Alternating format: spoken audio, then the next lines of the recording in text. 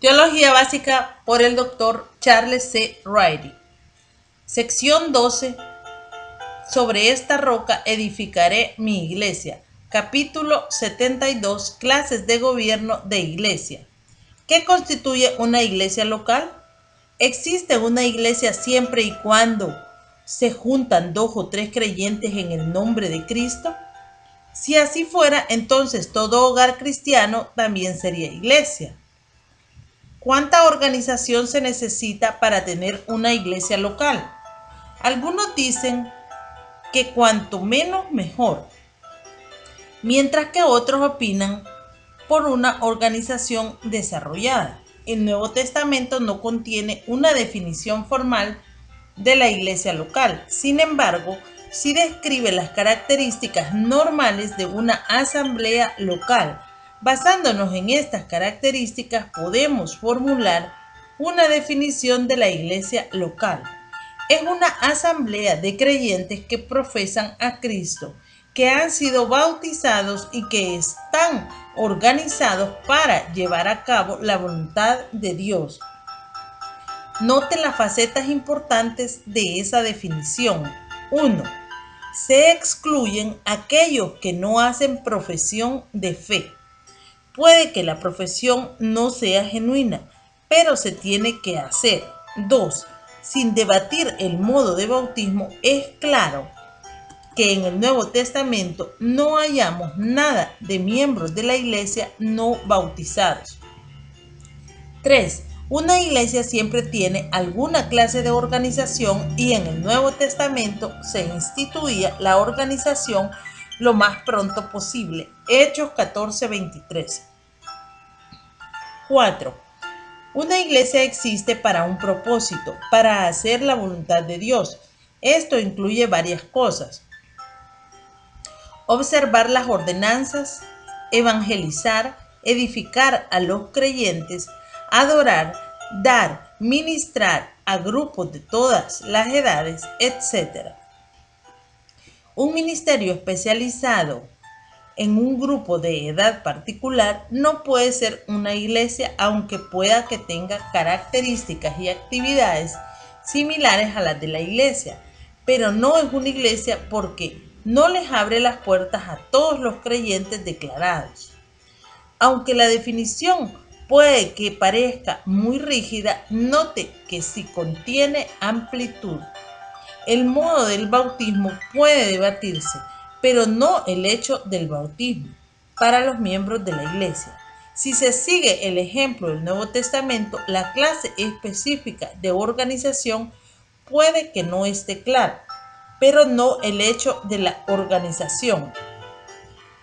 No se dice nada acerca del lugar donde reunirse, cantidad de reuniones, frecuencia de las ordenanzas o estructuras para llevar a cabo el ministerio. Solamente porque ha habido y continúa habiendo debate sobre los detalles específicos de la organización de la iglesia, existen diferentes clases básicas de iglesia, pero es incuestionable que la iglesia primitiva tenía organización al comienzo mismo, aunque no después. Contaron el grupo 2:41-4:4. Pronto tuvieron que escoger ayudantes para los apóstoles 6:1 y 7. Actividades de socorro a los pobres se tuvieron que organizar temprano 4:32-37. Los ancianos fueron reconocidos como líderes 11:30. En su recorrido de regreso del primer viaje misionero de Pablo, él ordenó ancianos en las iglesias recién establecidas 14:23. 1. Gobierno mínimo. Características de este punto de vista. Generalmente aquellos grupos que tratan de mantener la organización a un mínimo son dirigidos por un reducido número de ancianos. Enfatizan el ejercicio de los dones espirituales por todos los miembros, enfatizan el concepto de la membresía y le dan prominencia al concepto de Cristo como la cabeza. B. Algunas observaciones. Tales grupos obviamente no carecen de organización. Por ejemplo, ellos practican más la disciplina de la iglesia que algunos grupos muy altamente organizados, y eso requiere actividad organizada. Ellos se inclinan hacia un sistema de gobierno centralizado, aunque probablemente con aún menos participación de la congregación en el proceso de hacer decisiones. Un solo ministro usualmente no es parte de la estructura. No hemos de pensar que esta forma de gobierno se aplica solamente a grupos pequeños. Puede funcionar bien en grupos grandes también. Algunos grupos de los cuáqueros y de los hermanos de Plymouth favorecen el gobierno mínimo. 2. Gobierno nacional. Características de este punto de vista. Una iglesia nacional es un grupo de iglesias organizadas bajo una cabeza de Estado o dentro de los límites del Estado. El derecho implícito del Estado a estar involucrado con las iglesias y ejercer control en las mismas existe dentro de esta estructura organizacional. Cuán explícita y extensamente aquellos derechos pueden ser ejercidos varía de estado a estado. El Estado puede que permita o no la coexistencia de iglesias libres con la Iglesia Nacional. Puede que convoque o no a concilios o sínodos. Puede involucrarse o no en el ejercicio o ratificación de la disciplina. Puede o no recaudar diezmos y apoyar financieramente a iglesias individuales. Sean cuales fueren los particulares de la relación entre la Iglesia Nacional y el Estado, lo cierto es que existe una relación formal y eso constituye la característica básica de esta forma de gobierno de iglesia. La Iglesia Anglicana en Inglaterra y la Iglesia Luterana en Alemania son iglesias nacionales. B. Algunos pasajes de las Escrituras pertinentes. Los argumentos a favor de la separación de la Iglesia y el Estado se basan en los siguientes pasajes de las Escrituras, como hallamos en Mateo 22:21. Cristo distinguió las dos esferas de responsabilidad, César y Dios, y la relación de sus seguidores con cada una. Otros pasajes detallan la responsabilidad del cristianismo para con el Estado. Romanos 13, 1 al 7, Primera de Pedro 2, 13 al 17, Tito 3, 1. Cuando surge un conflicto entre las dos esferas, en el cual el Estado busca contravenir la ley de Dios, hay ejemplos bíblicos de desobediencia civil. Daniel 3:6, Hechos 5:29.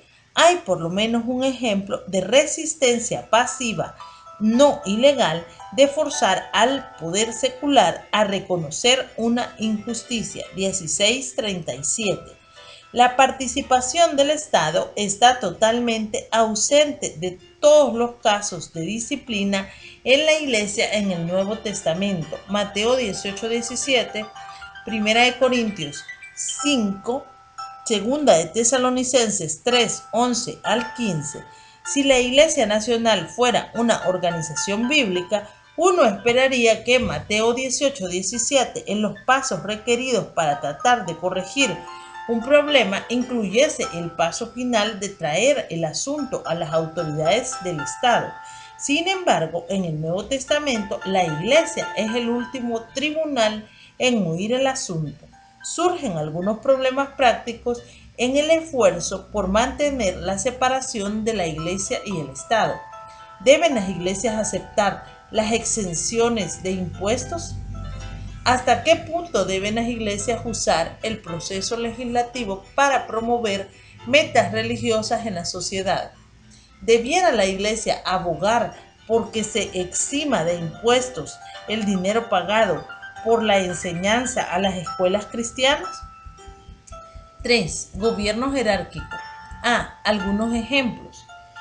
En un sistema jerárquico, el cuerpo gobernante de la clerecía está organizado en órdenes o rangos cada uno de los cuales se haya subordinado al que esté por encima de él. En el sistema metodista, la jerarquía es menos absoluta. En la iglesia episcopal, la autoridad es más pronunciada, pero en la iglesia católica romana, la autoridad descansa totalmente en la jerarquía, la cual llega a su fin lógico en la persona del Papa. El gobierno de la Iglesia de Inglaterra combina tanto la forma de gobierno jerárquica como la nacional. B. Supuesto apoyo. El respaldo a este concepto se basa a. En la primacía de los apóstoles, especialmente Pedro, y b. En la línea ininterrumpida de sucesión apostólica hasta hoy. Mientras que es cierto que los apóstoles constituyeron el fundamento sobre el cual la iglesia fue edificada, Efesios 2:20, y también es cierto que Pedro era prominente aunque no tenía el primado, Gálatas 2:11, el apostolado desapareció para el fin del primer siglo y no ha habido ninguna clase de línea ininterrumpida de sucesión de obispos, los sucesores de los apóstoles hasta el tiempo presente.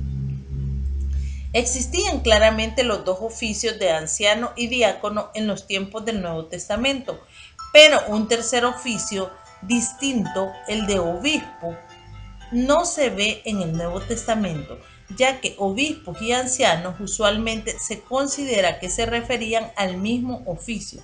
Sin embargo, la ascendencia de un obispo sobre otros oficiales comenzó a una edad tan temprana como el segundo siglo, pero semejante transferencia de poder de los apóstoles a los obispos nunca se manda ni se regula en el Nuevo Testamento.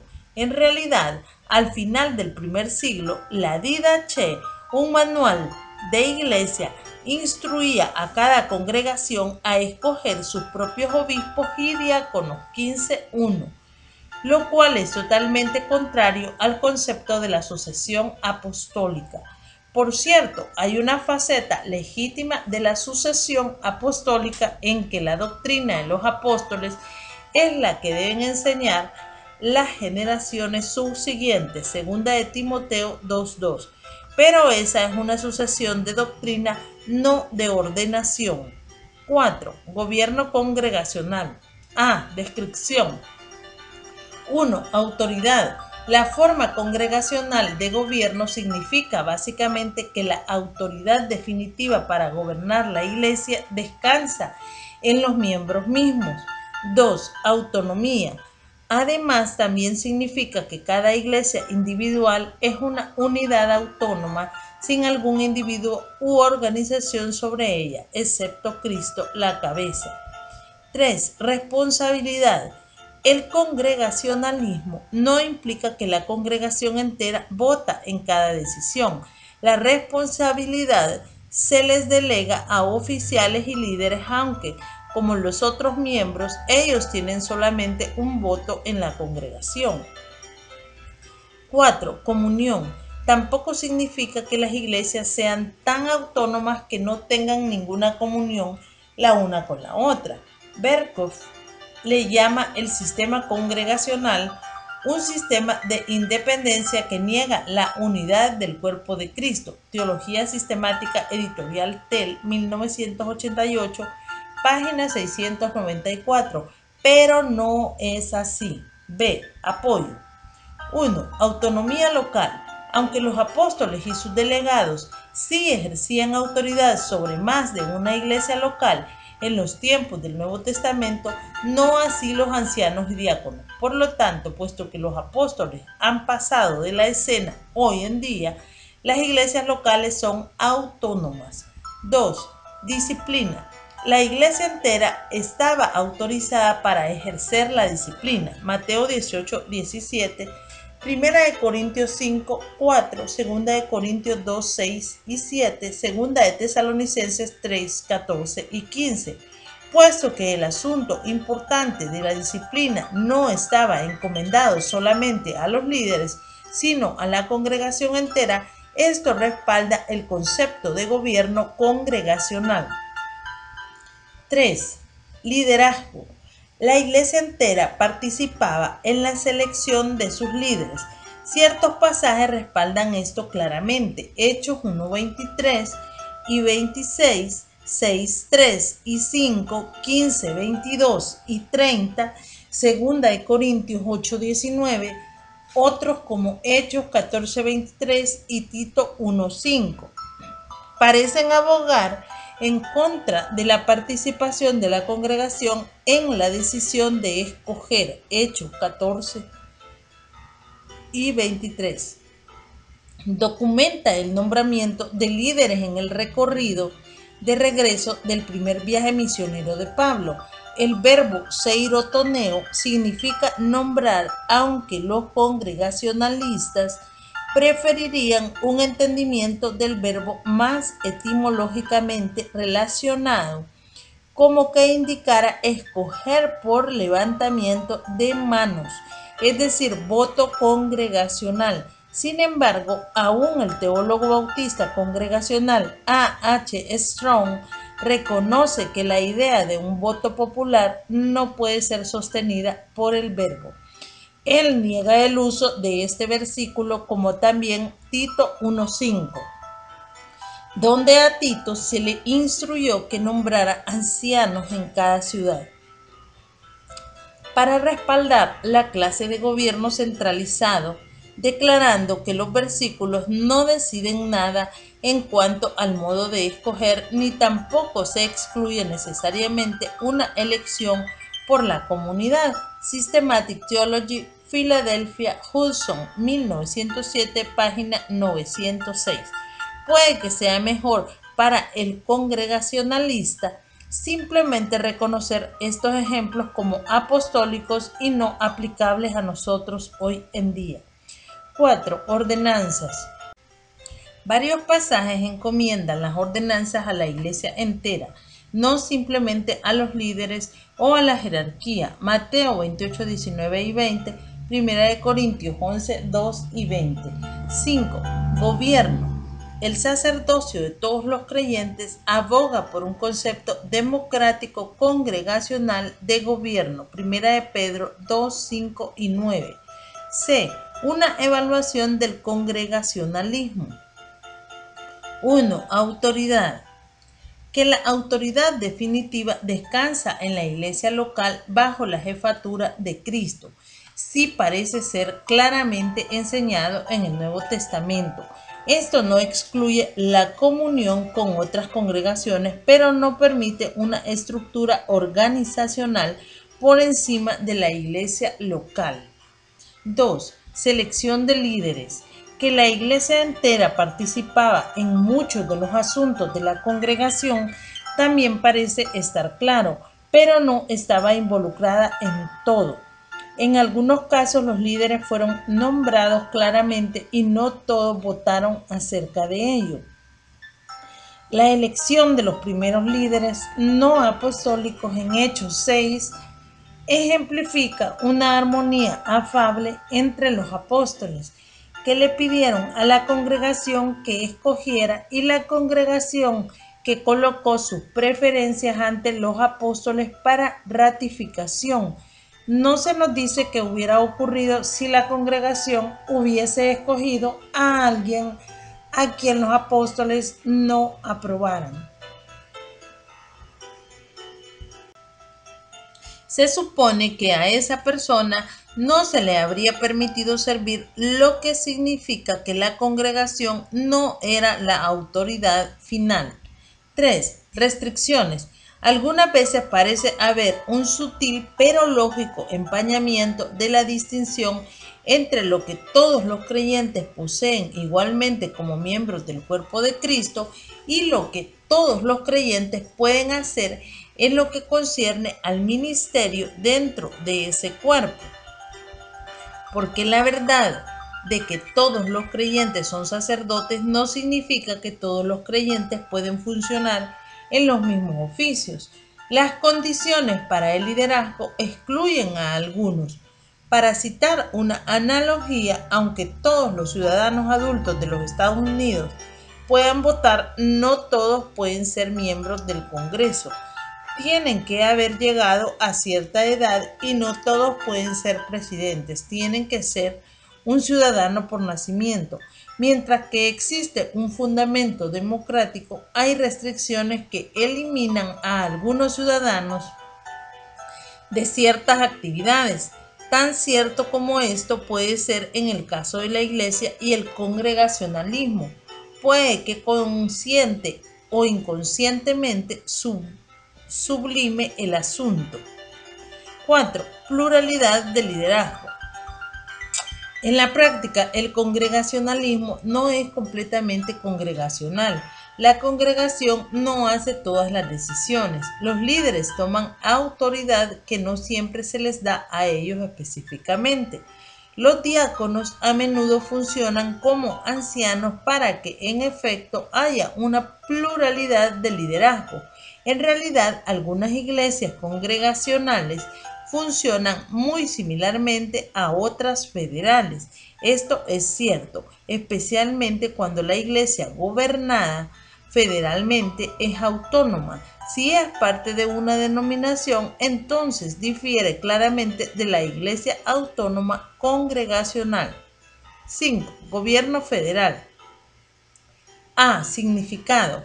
Con relación al concepto gubernamental, el sistema federal significa, según la definición del diccionario, que las unidades individuales entregan su soberanía individual a una autoridad central, pero retienen poderes limitados residuales de gobierno. Con relación al gobierno de la Iglesia, el patrón federal significa que los miembros individuales les dan a algunos de sus poderes a los líderes y en casos en los que además existe una estructura denominacional, también significa que las iglesias individuales ceden aspectos de su autonomía a una estructura organizacional superior. Por el contrario, el patrón congregacional retiene la autoridad en las manos de los miembros individuales e iglesias locales autónomas.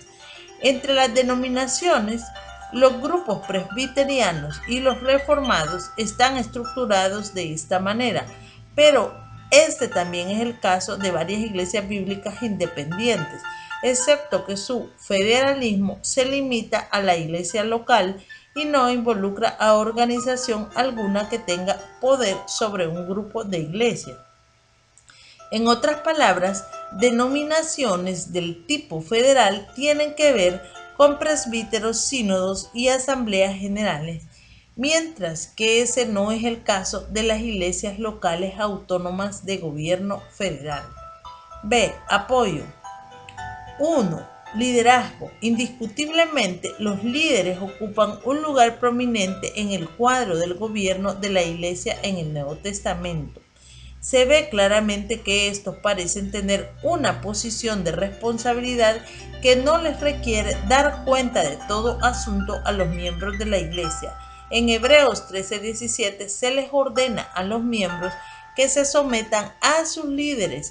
Así la autoridad se les da a los líderes, no a los miembros. Por cierto, el liderazgo no es dictadura, es liderazgo y un liderazgo ante el cual los miembros son responsables.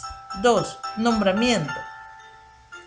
En algunos casos está muy claro que los líderes eran nombrados, no elegidos. Este es el significado obvio de Hechos 14:23 y Tito 1:5. Un congregacionalista pudiera alegar que por lo menos en Hechos 14:23 esta era una práctica única de los apóstoles. Es de suponer que la encomienda dada a Tito de nombrar líderes pudiera también hallarse dentro de la autoridad apostólica, pero aun siendo así, no mostraría que el voto por la congregación fuera el procedimiento del Nuevo Testamento para escoger los líderes. Ningún versículo específico indica esto, mientras que versículos específicos sí indican el nombramiento. 3. Disciplina. Aunque toda la congregación estaba definitivamente involucrada en los problemas de la disciplina, los líderes daban instrucciones respecto a lo que se debía hacer. 1 Corintios 5, 1 de Timoteo 5:20. 4. Ordenación. Los que abogan por el gobierno centralizado señalan que la ordenación se efectuaba por la imposición de las manos de los ancianos. 4.14. Los congregacionalistas alegan que los ancianos simplemente actúan en nombre de la congregación entera y que la autoridad para la ordenación descansa en la congregación. C. Observaciones. En la práctica, muchas iglesias son una mezcla del congregacionalismo y el federalismo. El excesivo federalismo a menudo coloca más autoridad de la debida en alguna estructura organizacional por encima de las iglesias locales. Si las defecciones doctrinales entran en una denominación, la historia nos enseña que es difícil, si no imposible, que una iglesia local llame a la superestructura a cuentas, y si la iglesia local estima necesario irse de la denominación, muchas veces solo puede lograrlo a un costo considerable y algunas veces aún con la pérdida de toda su propiedad. El exceso de congregacionalismo falla en cuanto a sacar provecho de los dones de liderazgo. También permite que creyentes inmaduros y carnales tengan tanta voz como los demás. En este debate algunas cosas están claras. La iglesia y el gobierno romano estaban separados. No había ninguna iglesia nacional en los tiempos del Nuevo Testamento. La iglesia jerárquica fue un desarrollo post-bíblico. La iglesia primitiva sí tenía una estructura gubernamental. Las iglesias locales, aunque tenían comunión y cooperaban las unas con las otras, no estaban conectadas organizacionalmente. La congregación estaba involucrada en algunos asuntos. Los líderes tomaban las riendas en otros asuntos.